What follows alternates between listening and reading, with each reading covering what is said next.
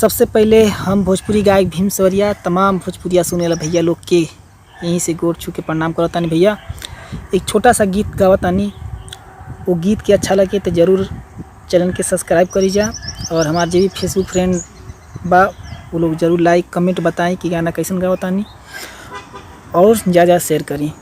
तो का भावा सुनी। बिरह वियोग में तू जरे लकिना, बिरह वियोग में तू जरे लकिना, अपना पगली के याद तू करे लकिना, अपना चंदा के याद तू करे लकिना। जैसे मरतानी वैसे मरे लकिना, जैसे मरतानी वैसे मरे लकिना,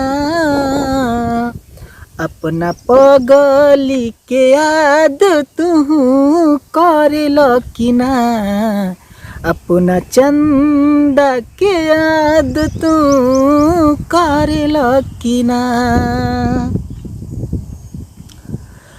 रोवतिया कंगना चूड़ी लहकी बेचारी, हाथ के मेहंदिया देले काट काट गारी।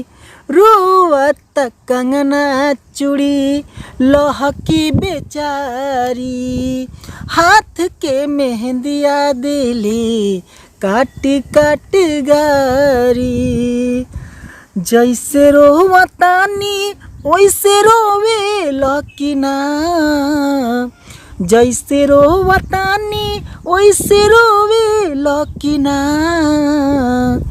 अपना पगली के याद तू करे लकिना, अपना चंदा के याद तू करे लकिना।